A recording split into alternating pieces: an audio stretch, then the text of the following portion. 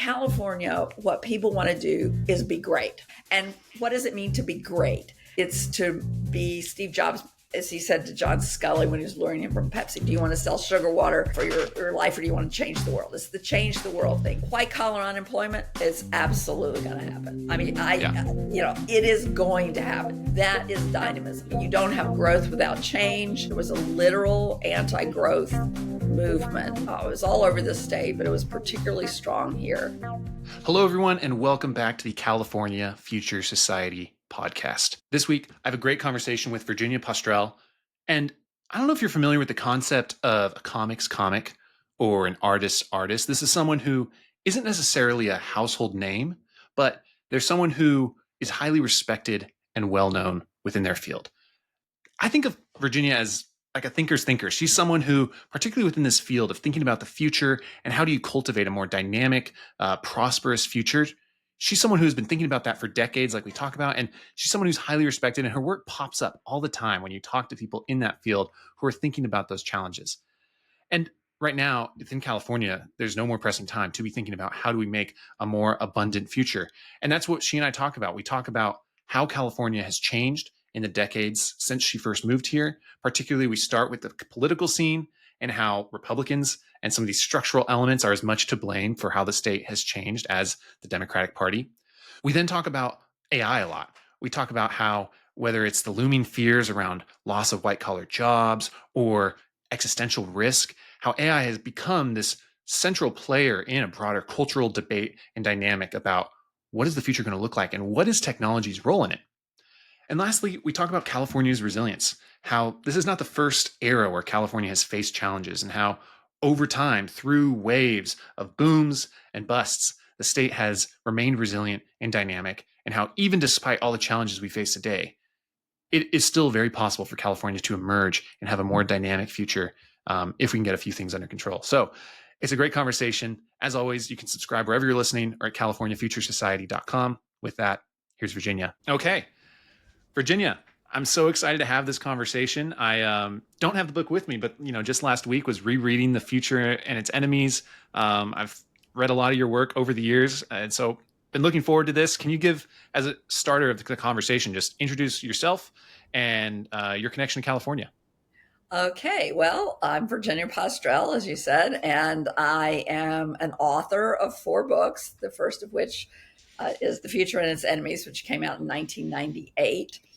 I moved to California in 1996, at that time because of my then new husband's job, now old husband's job, a different job, but the same husband. And I was editor of Reason magazine in the 1990s. I started working at Reason in a lower level position when I came out here. And I have been a columnist for a lot of places. At the moment, my primary affiliation is with Works in Progress magazine, where I both commission articles and write. Like I said, I admire your work. I feel like The Future and Its Enemies has its cult classic status for anyone who's thinking about what does it take to have a more dynamic future. And through the great work of Works in Progress and other outlets, that conversation around progress studies and technology is really hot right now. But you've been someone who's been thinking about it for 25 plus years or so. So as a starting point, thinking about California specifically, do you think California is more or less dynamic than when you moved here? And if it's changed, why? Yeah. Well, I think it's less dynamic, significantly less dynamic than when I first moved here. Excuse me. That is most obvious in the field of housing as opposed to like tech. When I moved here from Boston in 1986, one of the most striking things and one of the things I really liked, I moved to Los Angeles, and was that it was really easy to find an affordable apartment. In Boston, I had to pay an agent a month's rent in addition to the security deposits for the landlord just to find a place. It was a very tight housing market, especially if you didn't have a whole lot of money, which I didn't at that time. And when I came out here, I had somewhat more money, but that wasn't the big difference. The big difference was just you could get a lot more for your money, and there was a plentiful supply. So this is in the mid 80s, and it was also a period where lots and lots of people were moving to California. Hmm. Lots of people were like my husband and me. They were moving from other parts of the country. Lots of people were moving from overseas as well, or from Latin America. Partly, particularly in Southern California, that was because the defense industry, aerospace, was booming because of the Reagan defense buildup, and that meant lots of jobs for everything from aerospace engineers to line workers. There was also in Southern California quite a bit of light manufacturing of various kinds, as well as the things that Southern California continues to be known for, Hollywood and all that. Yeah. Um, but there was a feeling, and I have to correct this, is it that I was just young? Well, part of it is that, but there was definitely there was a kind of energy Hmm. uh, in the sort of culture and vibrancy that was palpable, and that I don't think is as strong today, particularly in Southern California. Um, Unfortunately, that very soon after I got here unleashed a backlash. Hmm.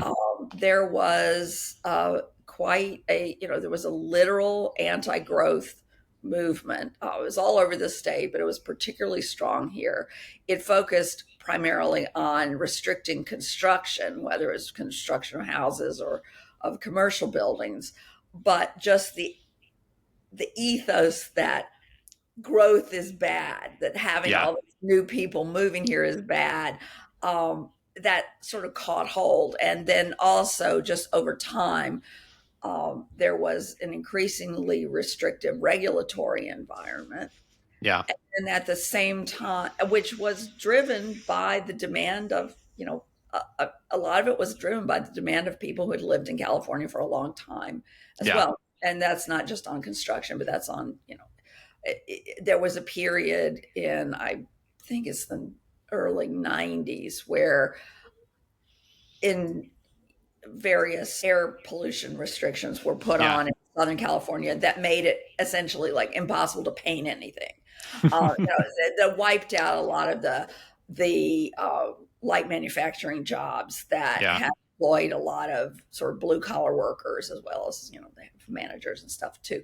So that was when you first started to see people leaving the state for elsewhere.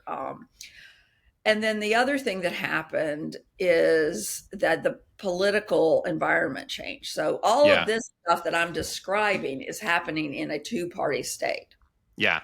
Yeah. Uh, and it's where you don't know which party is going to win the governor's race or the senatorial race. Yeah. And that starts to change in the 90s. And it there's lots of reasons for it, and there are people who have studied it, but one thing that people don't talk about as much as they might is that the Republican Party sort of shot itself in the foot, Yeah. and in a grassroots way. Not Hmm. This is not the elders of the Republican Party somehow deciding to do it, Yeah. but basically Conspiring in a room. Yeah. yeah, so you would have a politician, a Republican like Tom Campbell, who was a congressman, who was a student of Milton Friedman. He later, after his political career, became the dean of Chapman's Law School. He is, by any normal definition, a sort of free market conservative type. Yeah. But when he ran, he was the slightly more liberal person in the Republican primary. And, people voted, the primary voters, and I would include myself here, Yeah. voted for because up until 96, I was a Republican, would vote for the more hardcore person, Yeah. who was, and we're not talking about, sort of MAGA fire eaters. This is a long time ago, and that was really a mistake. I mean, that was Hmm. the problem with, party primaries. And it's something that I watched the Democrats nationally doing this to themselves, in Yeah. and I was like, don't do that. You'll be sorry. I mean, Yeah. arguably they already are, but where you in the primary you have to appeal to the most to the most hardcore people, and then Yeah. you not only lose the election, but over time you lose more and more of your sort of people who either officially or unofficially affiliate with you. Well, I want to dig into this concept of the Republican Party losing its mandate in California, because I think so many times California becomes the embodiment of all things wrong with the Democratic Party, right? And people from Fox News, from anywhere else, it just becomes it's the blue state in the same way that Texas is the red state, and that's how it gets talked about in nationalized political coverage. But as much as people like to complain about the Democratic Party in California, like you're saying, there's another party. They were here. They had power for a significant amount of time, and but their own actions in part led to where we are today in a one-party dynamic. And how much of it is the primary piece that you just laid out, which I know has also changed. Right now we have jungle primaries after Yeah, and Schwarzenegger era that's reforms. we can talk about that. That was like closing the barn door after the horses left. Yeah, basically. yeah, And now it just reinforces the one partiness of this. yeah.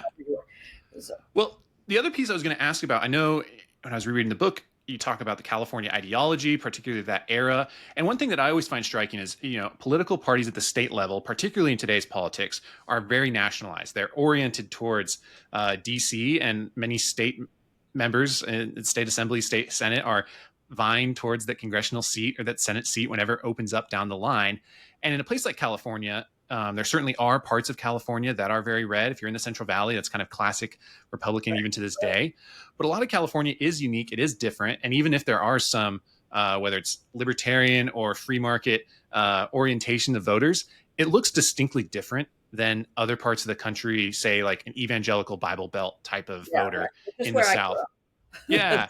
So. And so people always complain or talk, pitch the idea of like a third party in California or a novel political approach. But how much do you think it's that? Like California is unique and the Republican Party has just failed to tap into California's uniqueness in some ways? Well, I think going back, so I have a friend, I haven't seen him in a long time, but a former colleague, Bill Eggers, who ran for a state legislature seat down in the South Bay. Hope I'm getting this right. It was a long time ago. And he was a classic. Somebody at the time had used the phrase "beach Republican," Yeah. which is kind of what you're getting at. It's a very different ethos from both the country club kind of, George H.W. Bush Yeah. kind of tradition, or the sort of Southern type. And more free market. And, I worked with him at Reason, more business oriented, Yeah. that sort of thing. But when he ran,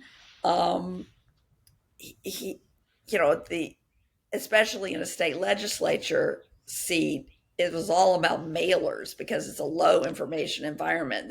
Yeah. The state is so big that except for senator or governor, maybe mayor, you don't really get information about the candidates. And so there were two things that he got in trouble for. One was abortion, where he really didn't want to take a position. I mean, I think even knowing him, I'm not sure what he really thinks. I would guess, again, this is a guess. Bill, if you're listening to this, I would guess that he is right where most Americans are, which is in the mushy middle. Yeah. Kind of that Clinton era. Uncomfortable with late term abortions, not wanting to be, sort of not liking the idea of abortion, but not, neither of the official party sides. But because he was running as a Republican, he had to take an anti-abortion stance. So it was a litmus test. And so that was one thing. And the other thing was my fault. Was I forget how this involved him, but I had editorialized against the pants bill. And this was a bill in the state legislature that said that um, uh, employers could not require female employees to wear dresses, basically, to wear skirts. Yeah. And, as an employer, I think that's a ridiculous rule. Yeah. But I didn't think it was the state's business to intervene in that Workplace attire. Yeah. in a workplace attire. I mean, the circumstances under which you would have such a rule are rare, and I'm willing to, live and let live in the big job market and there are other places that would require women to wear pants. It's like and so I had attacked that, and somehow Bill had quoted my attack in something or something. Anyway, he got attacked. He got tagged with my view. Yeah. Which then was unthinkable, because how can you have, and this is a problem, I think in California was a problem, then it has gotten more. How, if you don't like something, it should be banned. Yeah. Yeah. And I think that cuts against a culture of tolerance. And it also cuts against an entrepreneurial culture, because it's counter to experiments. Yeah. Well, I want to ask you about that, and to talk about broader culture and not just partisan dynamics, because it's easy to complain about California. I find myself doing it frequently. But people outside the state will often point out an inherent hypocrisy or tension of, okay, sure, you're saying that the state isn't dynamic, and maybe it's relatively not as dynamic as it was 30 years ago, but in absolute terms, it's still the most dynamic place in the world, arguably. Maybe outside of like Shenzhen or something like that, or other parts, but it's still, it's still up there. And similarly on this point, you can say that, okay, California, there's burdensome regulations. They drive businesses out of the state. It's an anti-business environment. Yet at the same time, fourth or fifth largest economy in the world, as if it was its own nation state. And it's still, and so how do we reconcile those tensions, and how do we at this place where California has this culture of banning anything that they don't like you're saying, yet at the same time being this fountain of innovation and dynamism in many other dimensions? Right. Well, I think first of all, it still has this culture and this glamour, which we can talk about what I wrote about. Yeah, I'd love to. Yeah. But of being the place to go to do creative things, to do creative, great things. I mean, I've lived in LA since 1986, except I lived in Dallas from 2000 to 2007.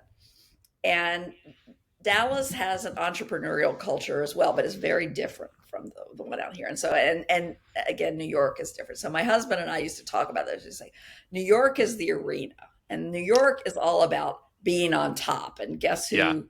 Quintessential New York. It's a culture about dominance. It's like you want to be, and this is the culture that gave us Donald Trump. It's the culture of dominance.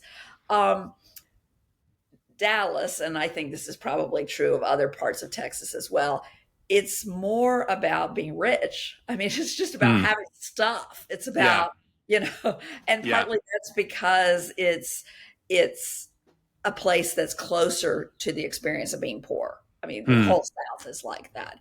And so people may do great things there. They may build fantastic organizations, but the fundamental local culture, a little less so in Austin, but in places like Dallas and Houston is this, get rich. Yeah. I mean, it's be the self-made man or self-made woman. Sell oil, get the ranch. Yeah. Exactly. Ross Perot. Yeah. Yeah, right. Or actually, I sort of unfair to George H.W. Bush, because he didn't do the Connecticut Yankee thing. He actually went out and became an oil man. Anyway, so, and then there's California. And in California, what people want to do is be great. I mean, and what does it mean to be great? It's to be Steve Jobs thinking about, as he said to John Scully when he was luring him from Pepsi, do you want to sell sugar water, for your life, or do you want to change the world? It's the change the world thing. It's the dream of being an artist that pulls people to Hollywood. I mean, people, they don't say, well, I want to make some genre movies and do this. I mean, even if they do, I mean, and they want to make great new reinvent genre movies. I mean, there are lots of people who are doing very ordinary things in their actual lives, but what Yeah. motivated them is this notion of they want to do something that is Mm, fantastic. And I think that culture is still present here. yeah. And it pulls a lot of people. But the cost of joining that culture has gone up over Yeah. the time that I've been here. So that's one thing. And then the other has to do with the nature of the regulatory burden or Mm, whatever. tell me more. Yeah. Very much okay. So it's very people talk about bits versus atoms. So mostly Yes. the regulatory burden in California and in the rest of the country is on doing things that change the physical world or make Hmm. things. So as long as you're dealing only with ones and zeros, mostly you're not going to be highly regulated, and that Yeah. may or there is regulation that affects the movie industry, but it's general regulation for the most part Yeah. because the movie industry is protected by the First Amendment. Yeah.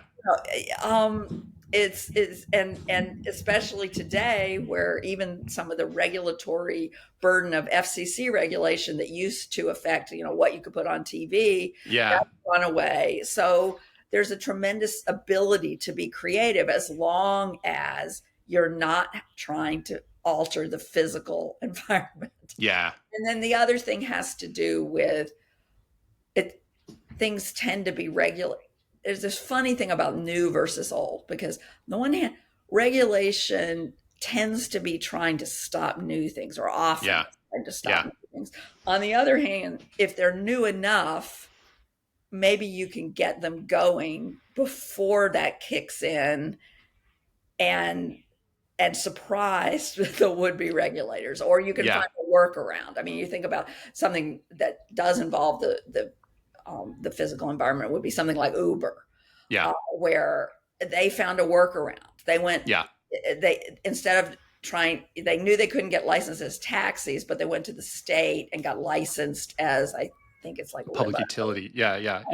Yeah. They found a workaround to. Yeah. And then once that happened, then they got big enough, and everybody loved having that service, and there was competition from Lyft, and Yeah. that it became sort of too big to stamp out.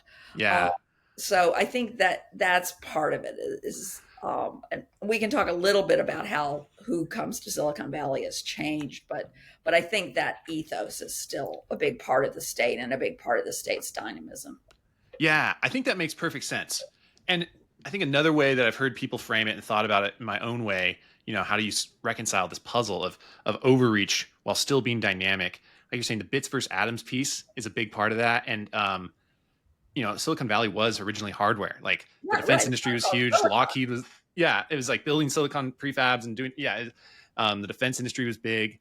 And California's rise, particularly in these last, let's say, call it 50 years, to global status, has come at this time when you could afford to only focus on software, only focus on bits, and like the software explosion and second gold rush really has been taking place. And so California, I know Peter Thiel in his very contrarian, provocative fashion has made the comparison to like a petro state, but something like you can do whatever regulatory decisions that you want in the built environment and make it as impossible as you want for anyone, because it doesn't matter, because you have this fountain of wealth that continues to fill the state's coffers, bring new people in, continue to drive the state forward.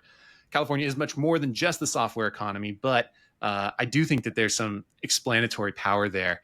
And so I want to dig into that concept of new versus old, and particularly around AI. So I'm stepping back to this bigger question of the cultural fight for the future of being for a dynamic society versus being something a little more stasis and static. AI really is at the forefront of this debate and seems, even though it's already the hot topic, it seems primed to take potentially the number one role in, I think, a lot of political dynamics and forces. And, there's looming fear of white collar job loss. There's even existential risks. There's also a lot of extreme optimism of this new industrial revolution, this new intellectual revolution. How are you thinking about AI in terms of a dynamic future, and what should we be thinking about? Yeah. Well, okay. So first of all, some of this is, there are people who know much more about AI than I do. And so I can only sort of use other people's thinking to some degree that it's very specific. I tend to discount the existential risk because I've probably because I'm old. So here, one of the big points in The Future and Its Enemies, which is something I develop out of Friedrich Hayek's work on the use of knowledge in society, is the importance of localized knowledge. And a lot of that is like, let's go back to the pants bill. You sitting in the legislature do not know the circumstances of every single small business in California and why they might or might not want their female employees to wear skirts or pants or whatever. And really, don't you have more important things to do? And there's that kind of local knowledge. In AI, there's another kind of local knowledge too, which is just out and out expertise. And you can see from the extreme signing bonuses that are allegedly being offered to frontier software engineers that are like $100 million signing bonus. That tells me very, very few people on the planet actually understand this stuff to the degree that they could make wise decisions about how to design it, how to avoid certain pitfalls. Now, the fact that they could make wise decisions and that they're the only ones who might be able to make wise decisions does not mean they will make wise decisions. But I think trying to figure out, trying to legislate against existential risk is just, it's not going to work. I mean, it's at some level, you have to just be a little trusting and fatalistic. That said, I'm far less worried about existential risk just because it's a very, it's downside. It's a very, very, very large downside risk, but it's a very small probability. And there's a lot of speculative jumps to get there in the logic flow. You can read these compelling stories that read like gripping sci-fi and you feel the emotional rise, but the gap between us turning into paper clips, there's a lot of speculative jumps that are made. And so, I feel similarly. So, but white collar unemployment is absolutely going to happen. I mean, it is going to happen. That is dynamism. That is, you don't have growth without change. And white collar people who, and specifically white collar tech people who think they're superior and immune because of their wonderful brains. This is not the way the world works. Hayek, whom I mentioned before in the context of knowledge, he had this much less commented upon essay where he made a distinction between merit and value. And this was in the context of arguments that, because it was more of the context of egalitarian arguments at the time in the mid 20th century, but it applies to this. And the idea is value is where supply and demand cross. In 1990, my value as a columnist was much higher than it is today, even if I write the exact same column. And that's not because I knew more then or I was a better writer then. No, if anything, I know more now. I definitely know more now, and I'm probably a slightly better writer. The difference is that there was this huge increase in supply, and journalism jobs, throughout, and payment for writing plummeted. And that's just supply and demand, and that's the value at any given time. That's not your worth as a human being. You're the worth. If you make more money, you are not a more valuable, you are not a more meritorious human being. And you may be a more meritorious human being, but it's not because of the money, and it's not because of the things that get you the money necessarily. The market doesn't care about your merit as a human being that much, And that's a very hard idea for financially successful people to take on board. And Um, it's funny, right? Because the fear for a long time was that the low end of the labor market was going to be, the long, tall truck drivers that make up 10% of the yeah, male workforce or right, something like right. that, right? Yeah, This manual labor, that's who we need to worry about. And now that it's inverted and yeah, it's on a lot of white collar jobs, I think back to ideas like elite overproduction or some of these, I've worried about that as something that's more socially and politically destabilizing yeah, relative to something like existential risk, because it's very tangible. And we've seen patterns in the past when there's large scale labor market disruptions, that can have long standing political ramifications. And even if zooming out big picture, the transition is a net positive and this creative destruction yields a lot of fruit, the path getting there in any given year or 5-year period or 10-year period, if it's rocky enough, can be right. really, really challenging. And I think creates a lot of concerns for people. And it's hard to know how to navigate that on the front Yeah, end. yeah. One thing I will note is that a lot of people who read and even like The Future and Its Enemies, they assume that it was written out of the sense of optimism in the early days of the internet, because it has a lot in it about the early days of the internet, because that's when I Yeah. was writing it. But actually, it arose more from the extreme economic pessimism of the early 90s, particularly in Southern California, because I talked Oh, about interesting. all the people who moved here in the 80s Yes. because of the Reagan defense boom. Well, the end of the Cold War was like Yeah. really good for the world, but it was not good for Southern California. It was Yeah. terrible. And it wasn't just closing bases. It was, you don't need all those weapons. You don't need to be producing so many weapons and all these Yeah.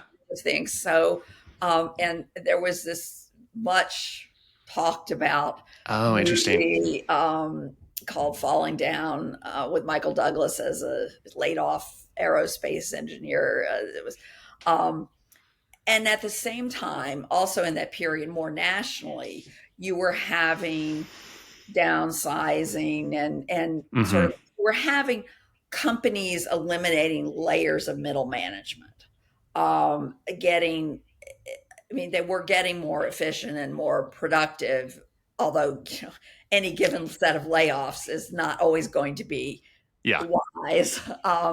But that was a period in the early 90s where there was, I won't say there weren't necessarily high levels of white collar unemployment, but there was a visible and certainly felt level of insecurity in white collar jobs that had previously been assumed to be Hmm. secure. Um, and so part of, even though this isn't, I mean, I don't really write about this literally in the book, Yeah. but it was one of the things that I was observing in that and thinking about in that early period in the early 90s, which sort of led in. I mean, I wrote the book in the late 90s, but it was Yeah. the things I Well, was thinking about. it's so interesting you say that, because I think for myself, and maybe every generation does this, where they assume that they are unique and that the lessons of history don't necessarily apply. But I think for myself, facing the challenges of California, I'm a fourth generation Californian. I'd hear these stories of, my great grandpa moving here in the Depression to grow oranges, and on my dad's side coming, to find opportunity and being the first one in his family to go to college, and just thinking of California as this idyllic place of opportunity Yeah, that, but we've spoiled Eden, and now my generation has to bear the cost. But I read all of Kevin Starr's works when I was trying to learn more about California history. And his book in the 90s, his last one, is California on the Edge, talking about that precarious position of that era and that uncertainty. And learning California history made me realize, oh, no, this is not the first time. This right. time is not different. There's been ups and downs before. So it's helpful to think about that and know We that that was haven't the even talked context. about the riots in '92 Yeah. or the what led to them, Yeah. and then California being this incredibly creative place. Out of all that, we also got West Coast hip hop. So, Yeah. you know, Yeah. and fortunes were made, Yeah. Or the and dot-com bubble bursting in San Francisco and that oh being yeah, I mean, tech's over, right? people thought, yeah, absolutely. Oh, these ridiculous companies like Amazon.com, because they would lump everything together. They would do like Pets.com and Amazon.com as if they Yeah. had the same, Yeah. ridiculous business model. It was all absurd. And I was more sanguine because even though I wasn't very old at the time, I was only in my 30s. But in 1984, I went to work at Inc. magazine, which Hmm. was the magazine that covered small business, it it had just celebrated its fifth anniversary. It was a very successful magazine.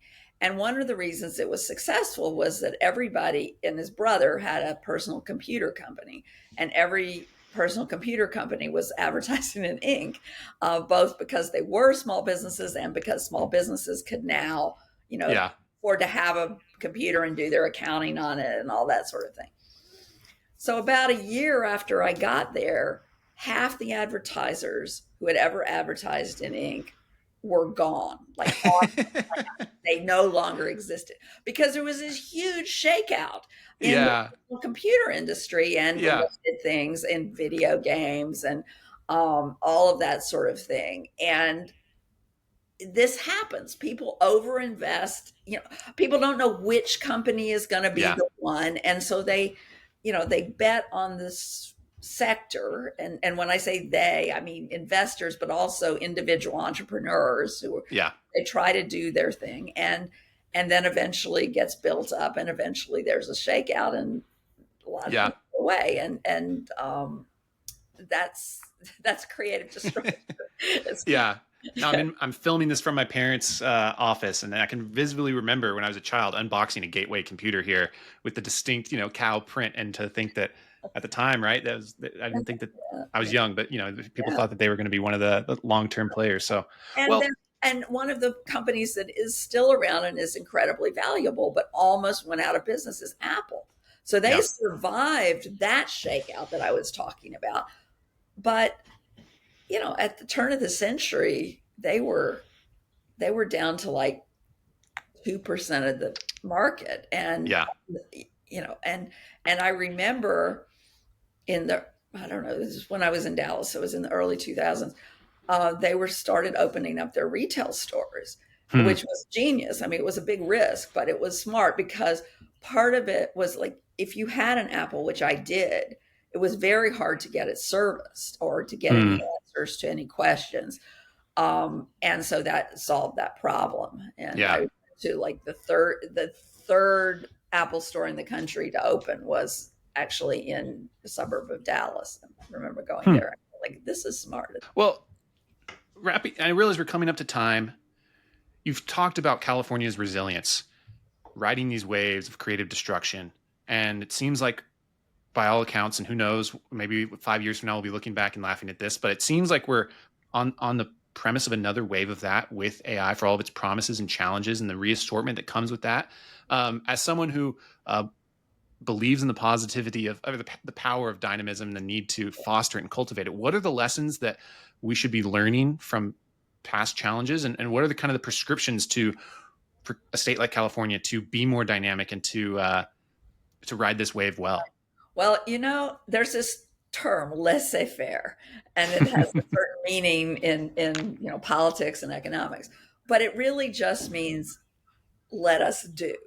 Hmm. And I think California needs more of that attitude. I'm not saying, it should have a completely laissez-faire, anything goes Yeah. economic environment, but it needs to go a little more in that direction. And I Yeah. also subscribe to the housing theory of everything that, Yeah. Can you explain that in yeah. a couple lines? Okay, so yeah, the housing theory of everything is the title of an early article in Works in Progress magazine, which you can And find. it's a great article. Everyone should Yeah. read it. Yeah. Yeah.